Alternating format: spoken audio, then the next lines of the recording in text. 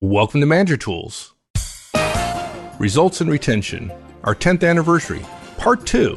Here we go. Okay, Mark, so if I get what you said, certainly the manager's first responsibility is results, right? You got to get results. If you don't have results, then you're hosed, right? You can't do anything. So Yep. I have the answer to that, which is I'm just going to drive the heck out of my people. I'll get results, all right. And I'll be doing the right thing, right? I'll be getting results, my primary responsibility. Yeah. But we know that won't work. There were a lot of guys like you a long time ago. It was like me a long time ago. Yeah. And me too, unfortunately. Yeah. It's interesting. You said at the beginning, it's all about results. And there were some people who were listening, I'm sure they're like, whoa. It's not really true. But guys, you want to be clear about something. Results is always first. What we're going to talk about here is second, not equal. And the reason why is because you can achieve results and have some other bad things happen. And as long as you achieve results, the organization continues. Now, I'm not suggesting it would be a good organization, but to some degree, if it's serving society and people are paying for its goods and services, it gets to continue. If you allow results to fail, but you take care of a bunch of other things, you won't continue on. And so the first responsibility of everyone in the organization within ethical boundaries is to ensure the continuation of the organization. Okay. That said, you're right, Mike. There's a downside to the necessity. It's an organizational necessity that results matter most. I think that's a key point. It is a necessity, right? That's the point you were making. Yeah. And when management was first invented, results were all that managers were accountable for. And very quickly thereafter, labor unions formed. Right. For good reason. Because we had a bunch of people who left unfettered. They achieved results at the expense of the worker. And if you're not going to get in trouble for abusing workers, when management didn't exist and they didn't know any better, and you are going to get rewarded for more production, even if it is at their expense, tyranny and despotism happen pretty quickly. And yet, we know better, of course, and one of my favorite comparisons to this is Stephen Covey talking about the importance of not killing the goose that lays the golden egg just to get to the last egg. And he calls it, in 7 Habits, he calls it balancing the P/PC, production versus production capacity. And what early managers did was focus only on production and ignored production capacity. Yeah, so if you have a car and you want to go as fast as possible, you get up to 150 miles an hour and you do that for an hour and the engine blows. Yeah, you got to 150 miles an hour for 10 minutes, but guess what? You're not going anywhere after that. Yeah, exactly. And what early managers did was focus only on production because they didn't care about production capacity. In fact, at that time, it's because labor was plentiful and cheap. But now we've since learned that even though labor may be plentiful and cheap, real value happens when labor gets smarter and costs come down and quality goes up at the same time. Without a balance or a break against more production, more results, production capacity often gets destroyed. And so organizations have learned that managers need a break against that drive only for results. The problem is that results become first, and instead of just being first, it ends up being the only thing, right? Yeah, results aren't first, right? First ends up morphing into only because, hey, all I care about is results. And that's an overstatement of, look, I care about results. Results are the most important thing. And you have to do that ethically, and you have to do it with respect and so on. But a high D boss slips and says, all I care about is results. If you have to boil it down to one thing, it's all about results, rah, rah, rah, while he chomps on his cigar in the caricature. Yeah. And maybe that guy means it, but a lot of us might say, all I care about is results, when in fact what we mean is, all I care about is results within a framework of other things, including the second most important thing.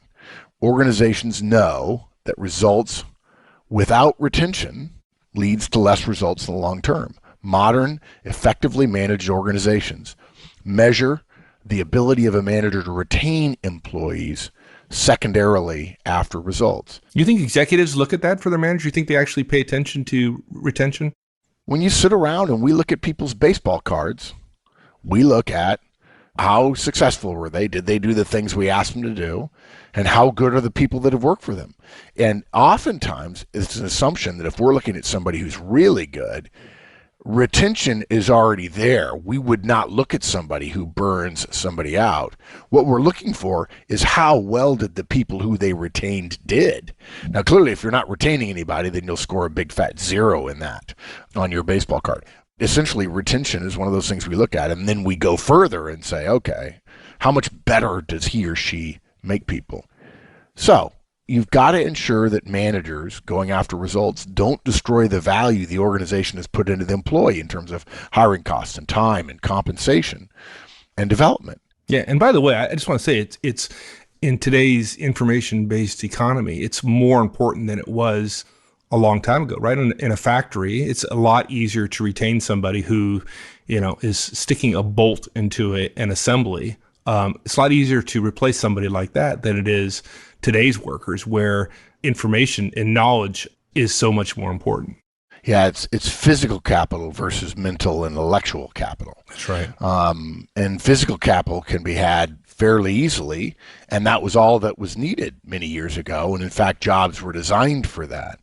But we live in an increasingly complex world, and so obviously physical capital is sometimes necessary, but rarely a distinguishing criteria. And you're right, executives are looking at it constantly. And a lot of people don't know this about the difference between managerial life and executive life. Executives are responsible for looking at and thinking about the long term. But most managers aren't. Most managers are thinking about operating in the short term. Results are usually measured now. We can't measure next year's results. And so it's easy for managers to focus on results because that's what executives kind of expect them to do. And employee losses may only affect future results. So the uneducated manager thinks, well, I can handle hiring some more people.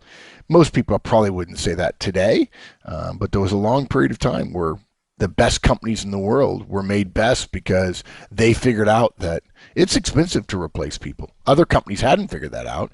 They were driving for results, and they'd say, well, we're not measuring retention, and we can get more people, and so on. And they wondered why there was a gradual separating of the slope of the line between 1%, 2%, 3%, 4%, 5% growth. And the companies that had high retention rates often had the best growth numbers. Yeah. So what this boils down to really, of course, is what can we do at a high level to balance our results effort with high retention? And this is where it gets interesting because most people don't understand this. Most people say, what are the systems about retention? And I often joke, there are no systems. We don't need no stinking systems. The best way to achieve high retention numbers, percentages, is to retain each individual. That's how you do it. In fact, retention and the measurement of it assures managerial longevity and job security because the company can't retain people. You can't put in place enough systems to retain any one individual. And too many managers today mistakenly assume that the organization does the primary work on retention. The salaries have to be high enough. And by the way, you might think, oh, I don't know that I think that. No, you do. Many of you do. Then you say to yourself, oh, well, we don't pay as well as somebody else. Or, other people have better benefits, right? Those are all standard things. Well, hard to keep a guy here. He's got a higher offer somewhere else. That happens everywhere. That's so funny. I love when people say that because it's like, I'm at company A. Oh, the guy leaves for company B and he makes more money. And so people hear that 2 or 3 times and they say B pays more money than A.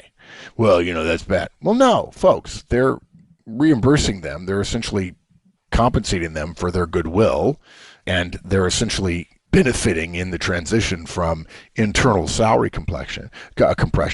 Here's the problem. When people at B come to A, they get a raise too. So the people at B are saying the same thing. And they're both wrong in the sense that the company and salary or benefits or workplace systems are the things that drive retention. Right. Folks think of HR as being the organization driving retention. And we know that not to be the case. It's not HR. Yeah, just because HR measures it and reports it doesn't mean they're responsible for it. Now, a lot of times they try to do it, But HR that is magically good cannot overcome managers who don't understand that their secondary responsibility is to keep people.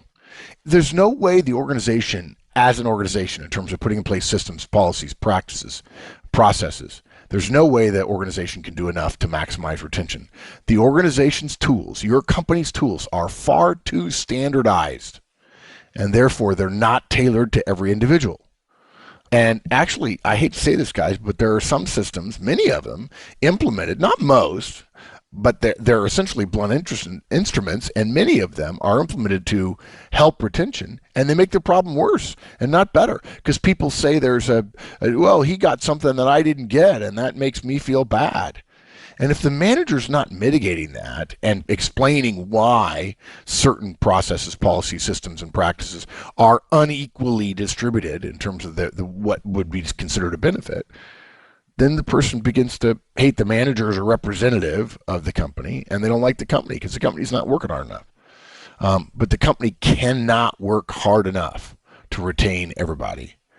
And guys, even if retention overall is high, that is never the result of an organizational system. No organizational system can be exceptionally good at retaining people. It always boils down to the manager. And look, the best companies in the world, those organizations expect to achieve high overall retention by helping managers tailor the organizational systems, right? The culture experience to each individual. You're in the middle of the organization, helping the organization speak to that individual contributor. Or if you're a director, speak to that manager and explain things. That's why we've said before, never forward an email onto your directs just with FYI.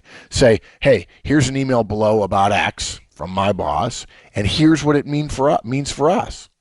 And if you have somebody in your team who's in a completely unique role or different role, and it's not really that message doesn't apply to her, you would take her aside and say, hey, the message I sent to everybody doesn't apply as much to you. It's a system that relates to X and you work in area Y. So here's what this means for you. I want you to understand it. That's a huge part of management. I talk about managers being the military crest of an organization. I probably can't describe this very well verbally, but if the company is a little bit like a house, a picture of a house, which is like a rectangle, with a triangle on top of it, okay? And it's an oversimplification, but on a hill, guys, hills are not straight up on all sides. There are many hills, and you've been on them, where if you stand at the top, you can't see the bottom because the hill, looking at it from outside, is convex. The slope of the hill changes. You can see the ground surrounding the hill, maybe a mile or two out, but you can't see right at the base, right? There could be something sitting at the base of it, and you won't know it. Yeah, and so the military crest of a hill, if you think about a house, a long rectangular house with a standard sloped roof, if you're standing at the top, you can't see the base of the house right where the dirt or the grass or whatever runs into the house. Well, if it weren't a house and it were a hill, that's where the troops would be that would be attacking you. The military crest of a hill is down the edge of the slope to the point where you can see the bottom. And in fact, in some hills, depending upon how they're shaped, you could have a couple of military crests. The point being, if you're standing on the top of the house, at the top of the hill, you can't defend it until the people who are coming up the side of the house get to the roof line, because you can't see them and you can't shoot them. And managers represent the military crest of an organization. Yeah, and we're not suggesting you shoot your people, by the way. Yeah, I know. Yeah. But look, the people at the top can't know what the people at the bottom are doing. They're thinking about the future and things that happen outside the organization. People all the time say to me, the CEO seems distant. Well, some CEOs, some people, some individual contributors are naturally distant, not friendly, not warm, and so on. And sometimes the intellect it takes doesn't happen to be in the body of someone who's just a naturally pleasant person. It's unlikely that your CEO is a complete jerk, but often the intelligence, the foresight, the particular industry skills means that your CEO may not be the sweetest person in the world to talk to. And people complain about that. Well, the CEO spends a lot of time thinking about things outside the organization, and there's no way she's going to know 45,000 people. Now, the CEO is constantly thinking about the future and things outside the company, so then when he or she meets somebody internally, they're not that, they don't really connect that well. They're probably pretty skilled at asking you questions. And to defend the CEO a little bit, he doesn't want to. He doesn't want to know all your people personally because he doesn't have the bandwidth. He wants you to know them. You're in the middle of the company. You're at the military crest. You're supposed to create a special relationship with the people who report to you. If you're a director, you're supposed to create a great relationship with your managers, and then you're supposed to teach your managers how to create a great relationship with them. And we might have some suggestions about how you can do that, that we've proved over and over again work. And you're in the middle. And that's your job. Your job is to tailor systems and experiences to everybody. That's right, because the organization is made of a bunch of individuals, and what it takes to retain individuals is different for every individual. And there's no way the CEO knows what that is. And so the necessity of the manager, the necessity of middle management, right, to provide that connection between the CEO's view at the very top and the bottom of the hill, right? The middle manager at the military crest. Right, because the CEO can't see the people at the bottom, and frankly, he or she shouldn't. And too many managers think that every person is the company, which is true in one way, but that the company has a relationship with each individual. And the fact is, the company would say, yes, we do, through you. And there are 10 of them, and there's only one of you. And no offense, there have been many cases where I've seen a situation where 10 directs were miserable with one manager, and it was easier to fire the manager or move him or her away than to get rid of the 10 people, because the 10 people in total do more work than the one manager.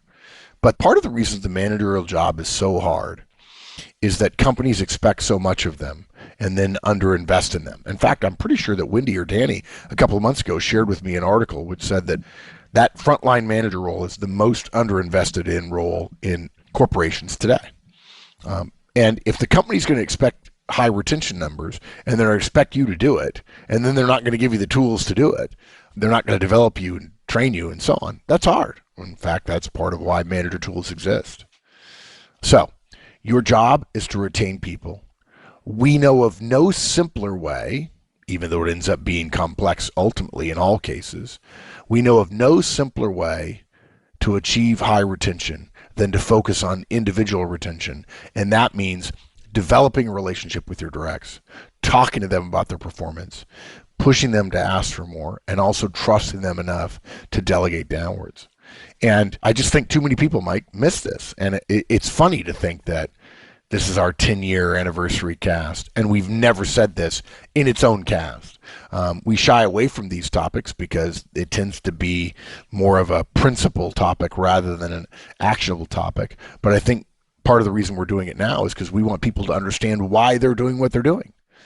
And surely at this point, those people who don't like the fact that we go on about a point to make sure everybody understands the why, so they can then apply it in their situation if the situation is a little different than the examples that we use, those people have already stopped listening. And that's okay. We want you to understand what to do. We're going to suggest a way how to do it so that you can start on it, and then ultimately you'll modify it to make that system work most effectively for you. And you've got to know why. You've just got to know why. And to be clear, Mark, for those who haven't listened for a long time, we're referring to our Trinity, right? The whole basis of the Trinity, why you came up with it, is to achieve those two things, is to get results while retaining your people.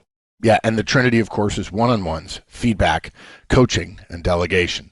Those are the 4 tools that Manager Tools has created to serve the 4 underlying behaviors that managers who are distinctly good at their job master, and that is knowing your people, thus one-on-ones, talking about performance, thus our feedback model, asking for more, which is coaching, and push work down, which is delegation. Those 4 tools, if you will be 1 standard deviation better than the average manager, you will achieve 2 standard deviations better results than the average manager. That's what we've shown. And you've got to know both. You've got to know results and retention. The best analogy that I have for achieving a high organizational retention number is high annual sales numbers. And I don't mean for the company. Well, they are for the company. But look, organizations set a goal for total sales. Okay? The actions they take to get a high annual sales number is not to go get a big number. Organizations get high annual sales by making many individual sales. Okay? You don't say to yourself when you're a salesperson, I have $1 million quota this year, and then on your first day say, wow, I didn't find any $1 million sales. No, you make $10,000 and $20,000 sales. The reason why your company will have high retention is because you, as a manager, retain all your people. And you'd be surprised. Perhaps you wouldn't. The number of times I've sat in meetings where we're going over managerial talent and executives are saying, well, we're a little worried about John. We're a little worried about Bob over here. And then you look at the retention numbers and they stand out. They clearly stand out. Now, is it harder to measure retention among 10 people? And could one person, if you have 10 directs, and could one person significantly affect your numbers? Yes. And over the long haul, the best managers will retain more of their people. But you can't wait for the end of the year. You have to work on retaining constantly. And by the way, you hear us talking about retaining. You don't hear us talking about turnover. When managers start thinking about turnover, they think about reacting to losing people. Retention is the wellness program that keeps people from getting sick. Turnover, worrying about turnover, is having a really good hospital plan.